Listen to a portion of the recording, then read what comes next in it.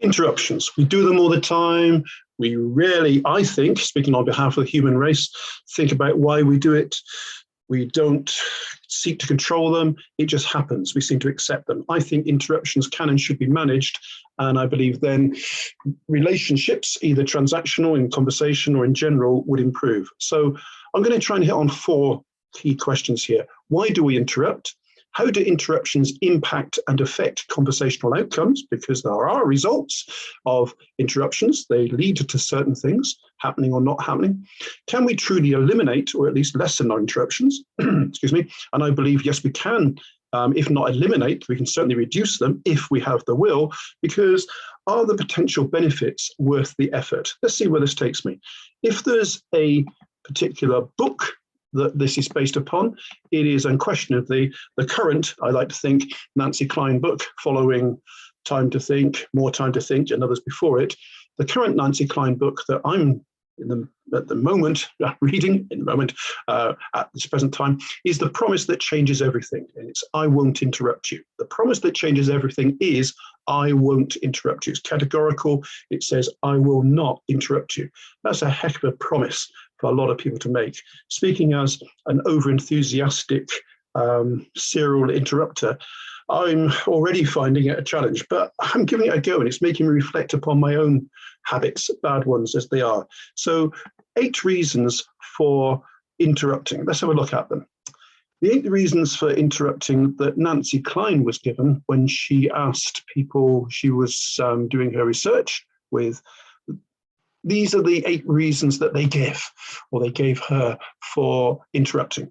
The first of them is, my idea is better than yours. So that's an arrogant statement, that's an insulting statement, and I think, although people might not like to be reminded of it, it's quite a common issue. I'm interrupting you because what I've got to say is more important or is better, more effective than your idea. Secondly, if I don't interrupt, I will miss the chance to say my idea. I can relate to that because I interrupt repeatedly, as I'll say later, because I fear I will forget what it is that I feel in the moment is the right thing to say. So the second of Nancy Kline's reasons given for interruptions is, if I don't interrupt, I will miss the chance to say my idea. Thirdly, I know what you are about to say. That, of course, may be entirely wrong, but it could be right. Even so, as she says in Time to Think, and I'm sure she says later in The Promise that I haven't yet got to, is even though we might believe that we know, could be correct in thinking what someone is about to say, the fact that they are saying it, they own it, it's their right to say it, we have no right to interrupt. Number 4, you don't need to finish your thought. Mine is an improvement. And it goes right back to this, I'm more important than you, I'm the big boss around here, whatever. You don't need to finish your thought, mine's an improvement. So even though what you're saying is important to you, it isn't to me, because I think what I'm about to say is more important still. The 5th, nothing about your idea will improve with further development. It's linked to the last one. There's no need for you to go further with what you're saying because it's not going to take us anywhere better than you've gone already. The next, I am more important than you are. This kind of transcends a lot of things. And part of the package of being more important than someone else is for those people that believe themselves to be, they then have the right to steamroller anyone else's conversation. Nancy Kline talks about it, if I can paraphrase, that these people who feel they have the right to interrupt because they're more important than other people, they just swallow up and stamp all over whatever conversation is innocently passing by. The 7th of Nancy Kline's 8 reasons given for interruption is, it is more important for me to be seen to have a good idea than it is for me to be sure you complete your thought. In other words, people expect me to have the good ideas around here. People expect me to interrupt and to put people right and to intercede with my thoughts because that's the way things are. And the last one on Nancy Kline's list of 8 is, interrupting will save time. Interrupting will save time, and that's rubbish. She makes a very strong case in both Time to Think and already in The Promise That Changes Everything that interruption does not save time. Interruption actually prolongs conversations, makes them more frustrating, makes them less productive. It makes more sense to hear someone out and to inquire then if they've truly finished. Is there anything more you want to say? What else do you think you'll feel about this? That never happens. Because If we interrupt, we upset the flow. Someone might go back and repeat themselves. Conversations take longer and less productive if we interrupt. I don't think that's something that we can refute. So reflecting on myself, which is what I do a lot. My wife says I find myself far too interesting, so there you go. If I'm being honest, here are the 6 reasons that I feel I most often interrupt. The first one is ignorance, plain bad manners. Sometimes it's just the wrong thing to do, irrespective of whatever reason I might give for interrupting. It's just bad manners. It's plain rudeness. So number 2 is, and I think this is the one that's certainly true of me, and I suspect for many other extroverted, enthusiastic people, is I can't hold back. Over enthusiasm. What you're saying really reaches me, and I want to come in with something just where you are, because don't go any further, because I want to say this because I so agree with you. Sometimes I say to people, remember where you're at, because what you've just said really resonates with me. That's still an excuse, and a poor one, for interrupting. So I can't hold back. It could be over enthusiasm. Equally, it could be the opposite. It could be I dislike what's being said. Hold on a minute, I'm not having that. Or, oh, that's typical of you, blah, blah, blah. It is sometimes when we like or we dislike something that's being said, it can prompt us to feel the need to interrupt. The key thing then is controlling the feel the need factor so we don't actually interrupt. Can we show the restraint and the self-management, the self-awareness to say to ourselves, I don't know what's being said here, but I'm going to see this person out. I'm going to hear what they got to say, and then I don't expect the same back, by the way. So third one, fear of forgetting response. If I don't say this now, and again, that's true of me. If I don't say this now, I'll forget what it is I want to say. So work harder at remembering what it is you wanted to say. Make notes. I don't think that's unreasonable to do. If it might be an in the corridor conversation or something unexpected, even so, a note. Phones do this, for instance, and tell the person what you're doing. I'm making a few notes because I don't want to interrupt you. You might be interrupting them, of course, by saying this. Anyway, you get what I'm saying here. The fear of forgetting response is a reason, an excuse people give for interrupting. Is it a good enough reason? It shouldn't be. And again, it could do all the things I said earlier. It could prolong conversations, make them less productive. We've got to somehow control our fear of forgetting response, or at least I have. I'm talking about me here. Another one for me is poor timing. Oh, I thought you'd finished. So many times I interrupt, and it's an innocent interruption. It isn't a deliberate one. It's I didn't realize you were still going on. So typically best to let someone have more time after they've finished to see if they truly have, maybe to ask them, is there anything more you want to say on this? Because then it's more clear when they truly have finished. Whatever it takes, try and control your poor timing. Try to less often interrupt someone who hasn't finished when you thought they had.